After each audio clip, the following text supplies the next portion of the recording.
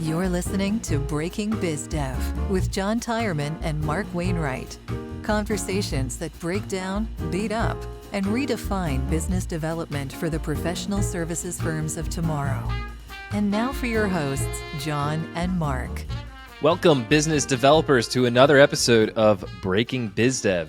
As always, I'm joined by my trusty co-host, Mark Wainwright. Trusty as always, John. I am here. And truth be told, people in the audience out there, John's the trusty one. You know, he is on time, dialed in, prepared. And it is worth mentioning, you know, he's not an overtly self-promotional person, but if you didn't know it, John does this as his biz, right? He does these podcast things. So if you or your organization is lacking a fantastic podcast, look no further. So there you go. There's your promotion for you, John.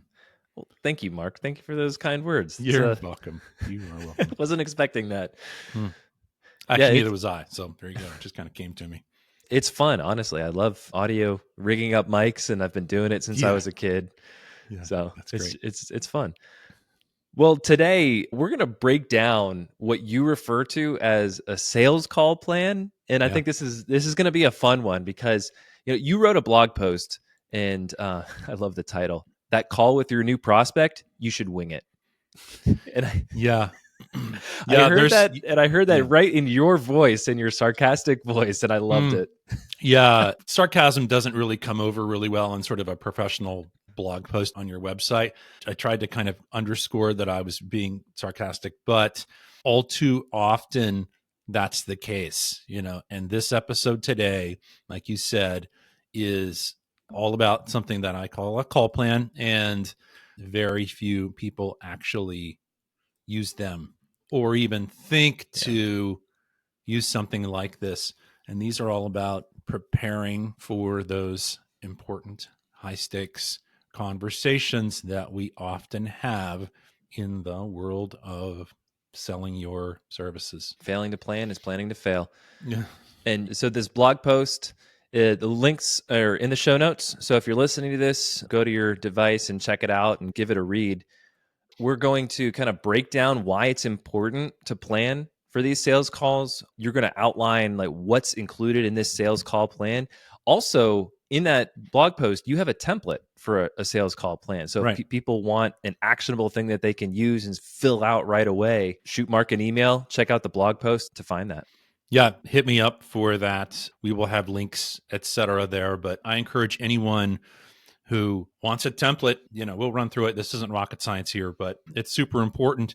And for everyone that just eye rolled again and said, oh, John and Mark are going to talk about templates and process planning and all that kind of stuff. Look, I got to tell you, here's the thing, right? Planning, these approaches, being more organized, being more prepared in the world of sales is super important for all of the people out there in the audience where sales isn't necessarily second nature to you, right? Yep.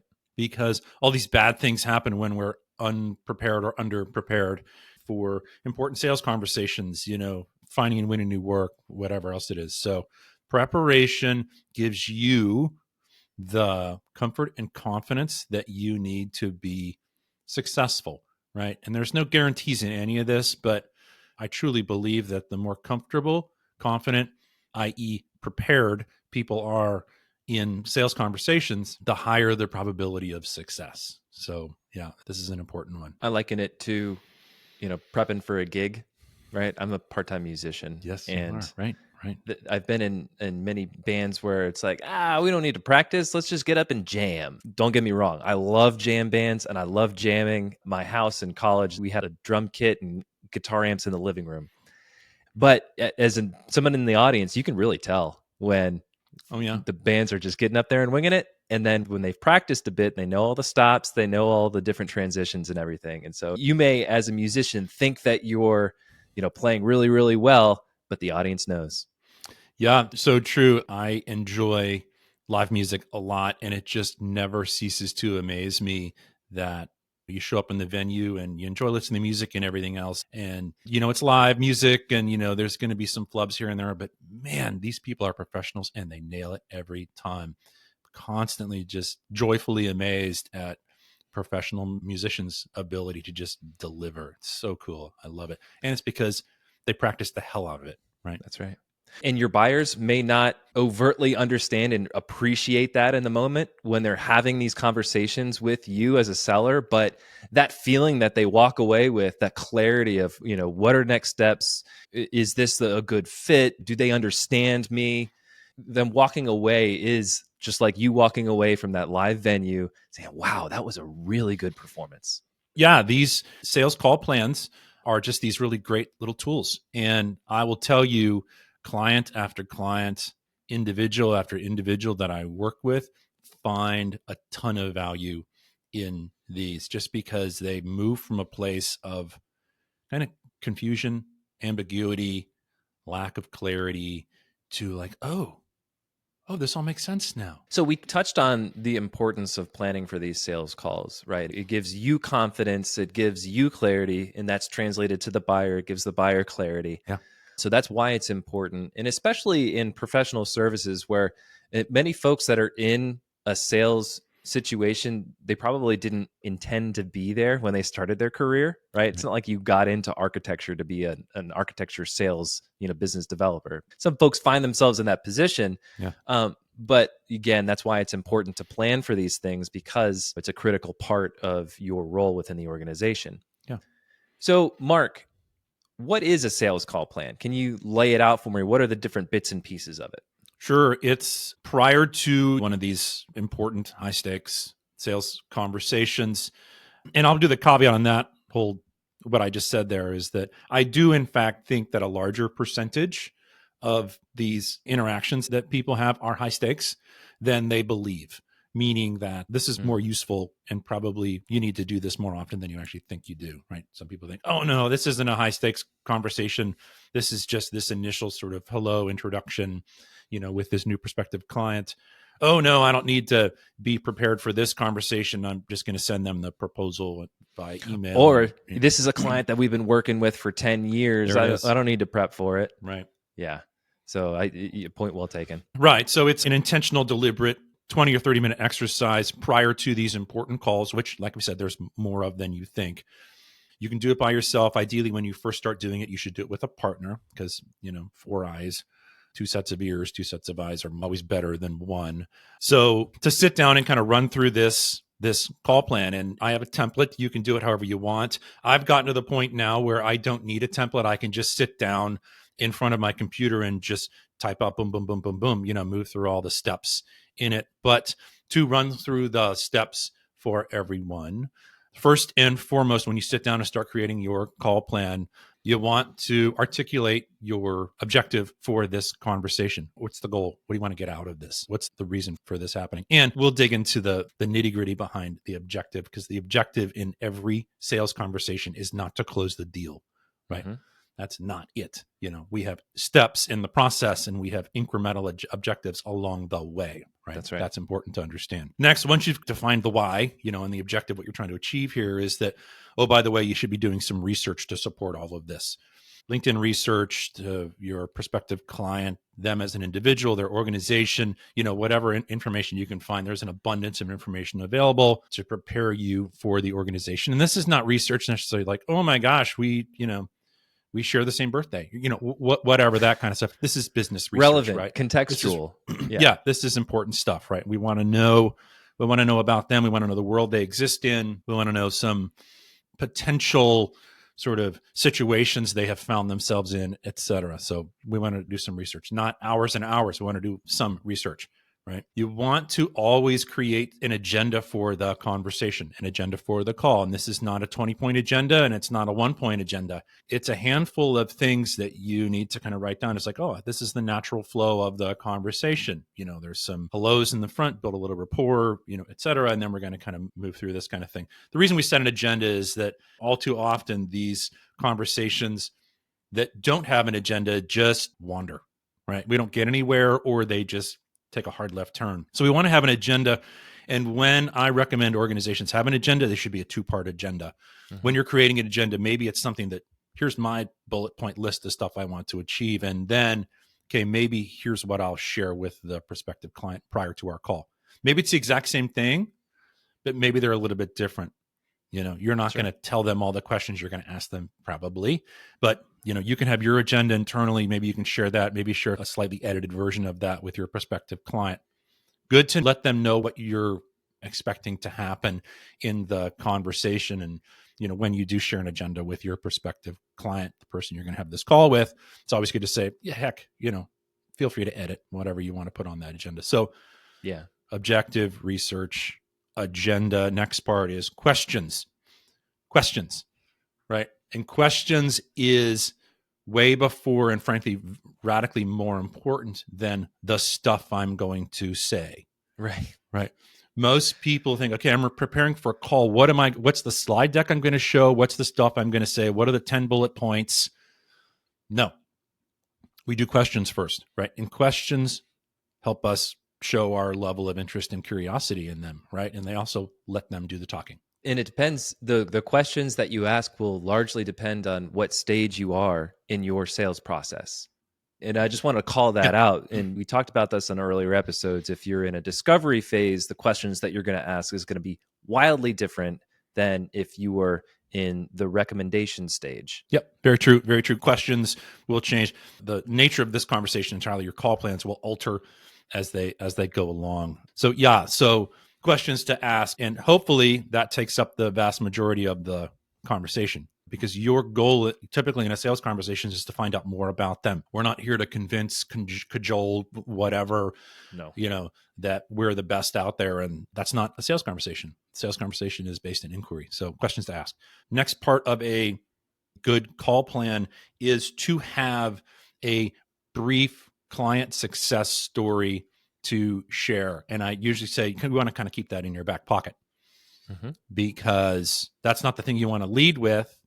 If the conversation finds itself to a point where they turn to you and they say, wow, Mark, I've done the vast majority of the talking here in the conversation, which you're saying, great, that was the plan. Yeah. They say, why don't you tell me a little bit about you? And then you say, well, let me give you an example, or heck, even better yet, John, let me tell you a story. Right. That's the whole power here of these client success stories, is like, rather than whipping out the slide deck and running through the 20 different bullet points and the resumes and the experience and all that other stuff, you're able to tell them a really quick 60-second client success story, 2-minute client success story. And then they get it. They're like, oh, great story. Very memorable. Thanks for telling me that. Good. After that, next steps, right? Setting next steps is super critical. We want to create this daisy chain of events in our sales conversations. One leads to another, leads to another. When we break that chain by not setting next steps, we head into what I call the fog. We head into a world of lack of clarity, ambiguity, lack of direction, don't know who's leading. What do we do next? What's our next decision points? All that sort of stuff. So next steps help us navigate. Stay out of the fog. Yeah. So set next steps. And then there's other detail-y things that you can include in it. Obviously, who's the client? Who are the attendees? That sort of stuff. So that's the template, and that's some of the content that's incorporated into that template there. But yeah, real quick again, number 1, objective. Number 2, important research and background. Number 3, the agenda for the conversation, maybe part of which you'll share with them. Who knows how that plays out? But I think sharing some sort of an agenda ahead of time is good. Number 4, questions to ask. Most important part, I think. Number 5, that client success story to have in your back pocket. Number 6, did I get that right? Yep. Desired next steps. Desired next steps. Good. I lost track of my counting there. Good. I had my fingers count. Yeah. 1, 2, 3, 4. Yeah. Good. There you go. 6. And I just, like I said, I can just do that, because I've been doing it for so long. It's I just walk right through it, and I can put together a reasonably well-sorted call plan, in 10 minutes. Some people take a little bit longer. This, again, is one of those things where you practice and you get better at it. Yeah. Well, let's give our listeners a real example. So the other day when you talked about this, and this was a great topic for a podcast episode. At the time, I was reflecting on a sales call that I had with now a current client. And I remember just fumbling a little bit. And when you brought this up as a topic, I was like, okay, well, you know what? This is a great opportunity. I've got a sales call with a different client coming up in a few weeks. put together a sales call plan and Mark, rip it to shreds. Hopefully you don't. Hopefully it's, we've been doing this podcast and I've been subscribing to your thoughts and insights, and hopefully I'm not too far off. No, this is so good. And the steps of the call plan that I think walking it through with you is going to be totally fun. The steps exist because you kind of reverse engineer it. Yeah.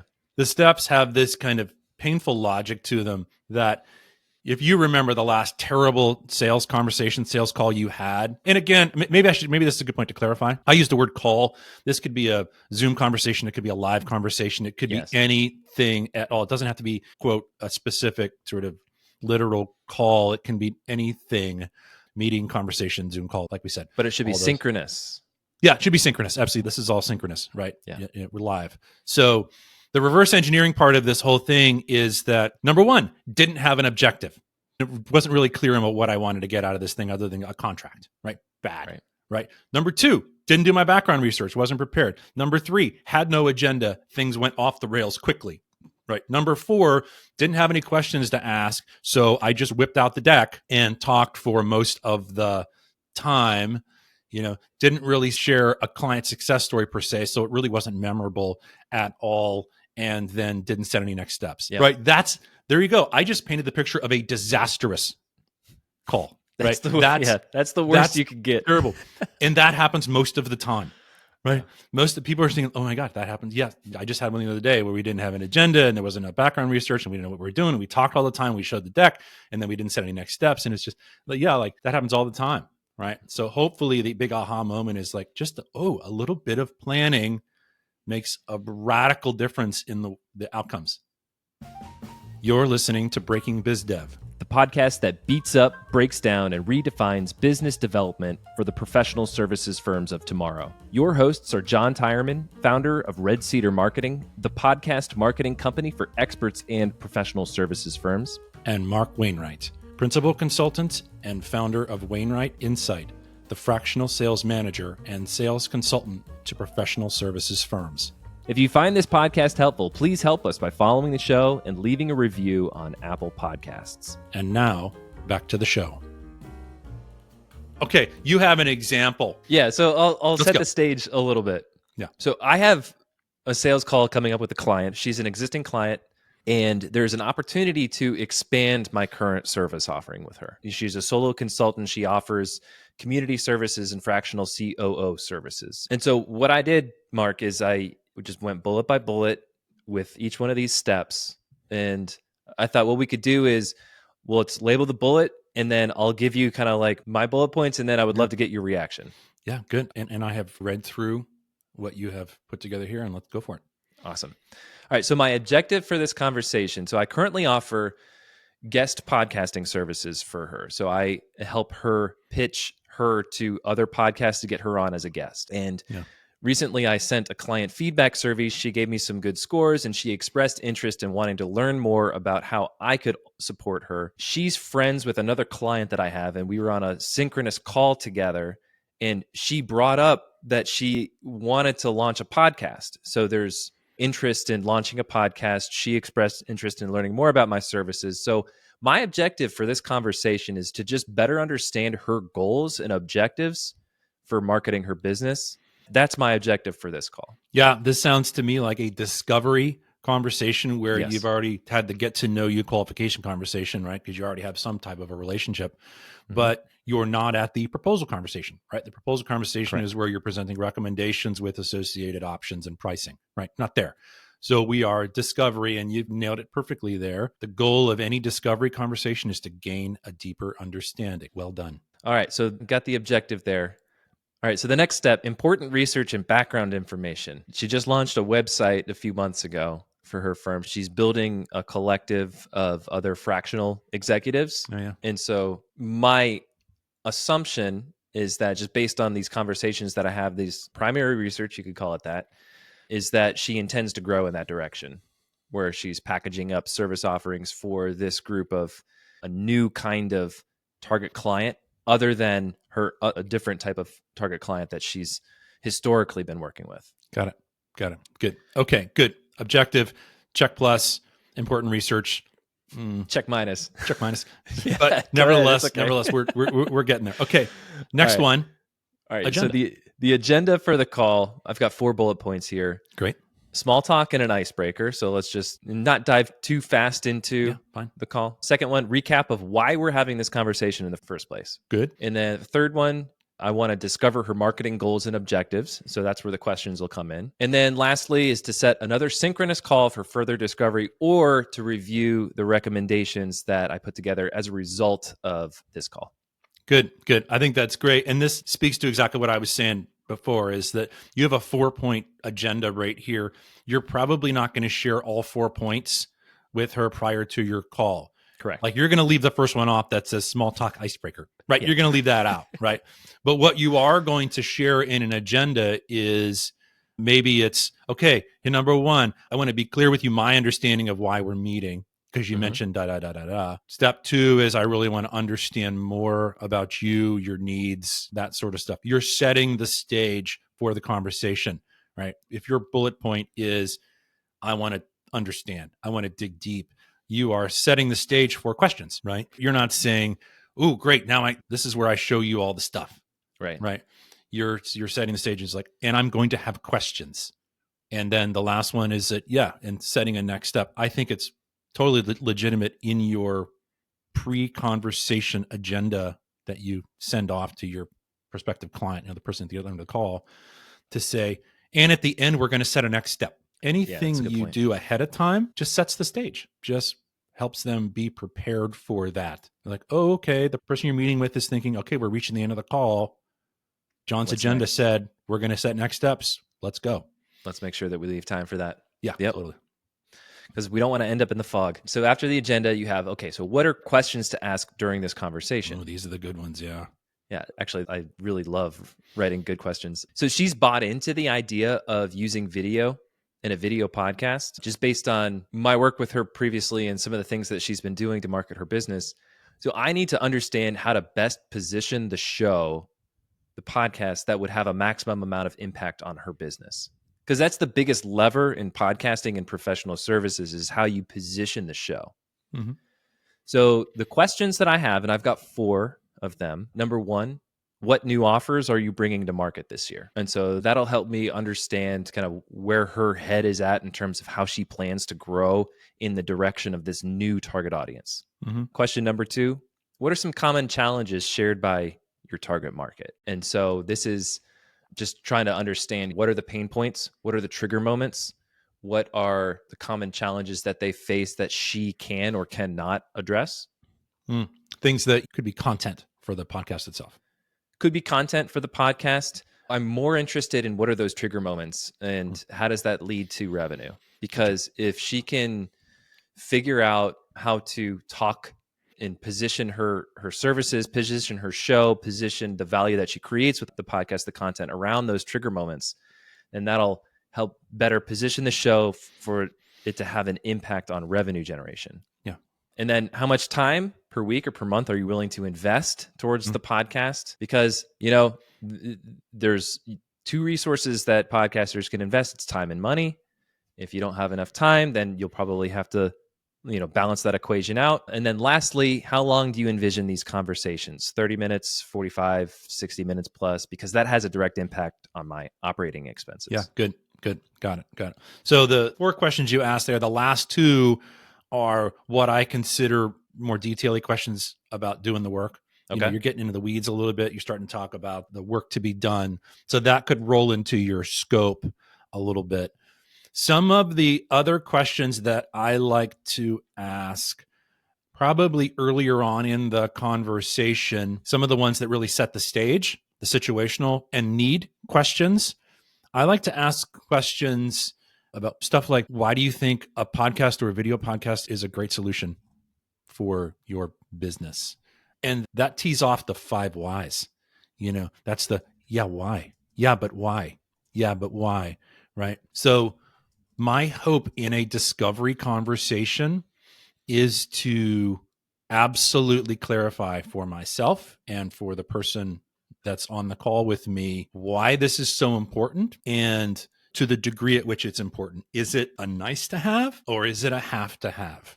right? You can get there through a series of good, straightforward, curious questions. Why do you want to do this? Laddering. Yeah. I mean, really, you want to almost be trying to talk someone out of it. In a discovery conversation, one of the first big hurdles you need to get over is this nice to have? Is this a maybe, or is this a gotta have this, right? Mhm. This is the key to our business. Why do you need to find this out? Because fast forward, when you're presenting options and pricing to them, they are reviewing that with the sort of understanding that this is critical, right? If this is critical, we walked through our discovery conversation and we both got to the understanding that this thing is really important to the success of the business. This is the key. Then that doesn't say that you can charge endless amounts of money, but it does lessen the pressure, the downward pressure on price and scope and everything else, right? It's just, if you're able to say this is a have to have and not a nice to have, and your prospective client is nodding their heads, then you're able to price openly, and not be totally concerned about, oh, she's never going to say yes to this big number that I'm going to put in, or these big numbers that I'm going to put in front of her. You're going to say, she said it's mission critical. Yeah, because there's clarity on the expectation of where everybody's it sits, clear. Everybody knows priority. the stakes are sitting there right out in front of everybody. It's like, this is the thing that's super important. Okay, let's go. All right, this is big stuff. So those are fantastic questions to weave into. I would say the earlier part of the discovery conversation is to really make sure that this is not a nice to have, it's a have to have. And then you can get into the detail-y stuff of it, but that just sets the foundation. Thank you for that feedback. That's great. Good. Got it. Good discovery. And then if you set 60 minutes for the conversation, John, we're already 45 minutes into it. 50 minutes into it, because you dug into the why. The person on the call is just thinking, oh yeah, this is really important. I understand how big of a deal this is now. You talked about some detail-y things, whatever else, and you're already 3/4 of the way through the call. And now there's not a whole lot of time left. And she turns to you and say, John, I've done all the talking here. Can you just share a little bit about it? And you say, well, let me tell you a story. Nice. Yeah. So I've got this client driving transactions, and Ken is the business owner. He and his partner offer financial analysis, right? And he offers strategic consulting services, M&A advisory services specifically for transportation companies. And Ken he's just flying around the country. He's speaking at these different speaking engagements where it's pay to play. Right. And he wants to leverage his speaking skill on digital mediums just so that he doesn't have to fly all over the country, so that he can sit in his office and he can present his research, he can talk. And so we teamed up with a player in the space, a friend of his that offers complimentary, non-competitive services. This guy, James, offers driver training services because they both focus on the chauffeured transportation space. And they launched the Ground Transportation podcast, and it features interviews with owners and operators in that space. And what we saw is that within the first 3 months, we hit 1,000 audio downloads, and the YouTube channel had its first 100 subscribers within that first 3 months. Before the podcast, Ken would get 3 or 4 inquiries a month. And since the podcast launched, that number is more like 3 or 4 per week. He's in talks actually with one of the biggest players in the space. So that's just one example of one of the shows in my portfolio. Perfect. Well done. That was check plus, right? So situation, the need, the challenge that arose, the work you did together to solve it, and the results. You absolutely made sure you hit on the results. Results are super important. And frankly, the most important part of that story, because that's really the first time I've kind of heard you say that, the most important part is the results. And so often we leave it off. We leave the results out. The most important part is who's the person you have this call with? Let's say it's Julie. Let's say it's Julie. That's Julie. Whoever, yeah. Let's give her Julie some anonymity. You want Julie to remember results. Right? Yeah. That is the most important thing about your story, is the results, because Julie's now going to take those results and sort of overlay them on the proposal and everything else. And you're going to come to her and she's like, look, if I can just get those results that story had, that transportation guy, if I can get those results, John, this is a win. It's worth every penny and more. Right? So that's super critical. Great timing. You did it probably 2 minutes or less. I need to tighten it up a little bit. Super easy to say. So that happens in the very end of the conversation. Julie's got these visions of, fantastic outcomes in her head. So cool. And then you're teed up and she's like, oh, okay, now comes the next steps part. Now comes the next step. Yeah. So the desired next steps for after the call would be to schedule another synchronous conversation. So that would be like, okay, Julie, let's schedule a call in 2 weeks and we'll have another conversation and we'll dig into some of the options and recommendations. Yeah. So I'll play devil's advocate here, right? Sure. Because It what could be another naturally occurs discovery to call. most people right after this call is like, they say, oh, this is great, John, send me a proposal, right? Wouldn't you say that? But you say, time out. Yeah. So where I would go with that is let's schedule another call in a couple weeks. I'll put together a few options for us to go over on that call. And I would love to get your feedback on the direction that we intend to go. Yeah. Yeah. And the thing I would add to that would be, Julie, this has been a great conversation. Let's get a call scheduled right on the calendar so we can review some options and recommendations and everything else. But in the interim, I'm going to follow up with you right after this call and just regurgitate, reflect back to you everything we talked about, right? So Julie is going to get this fantastic message drop into her inbox, which is a retelling of this conversation and including the little, oh, and remember I told you about the transportation guy who did the thing and got the 3 to 4 leads, kind of those results sort of thing. And you indicated that those are the types of results you're looking for. Fantastic. So in the interim between this call and your next one, this great email drops in that's a summary of everything you talked about, your understanding, everything else. And that understanding then forms the foundation of the proposal, right? Julie, here's what I understand to be the case, situation, need, all that other stuff. If this in fact is right, you can edit, you can add to it. Please do in fact respond to this thing and, comments in red, just go do that. Then that becomes the understanding. And that's the very first thing you do in that last proposal recommendations conversation. You're just like, all right, Julie, this is great. I'll do a quick rehash before we get into the recommendations. I just want to make sure that we are totally aligned. Here's my understanding.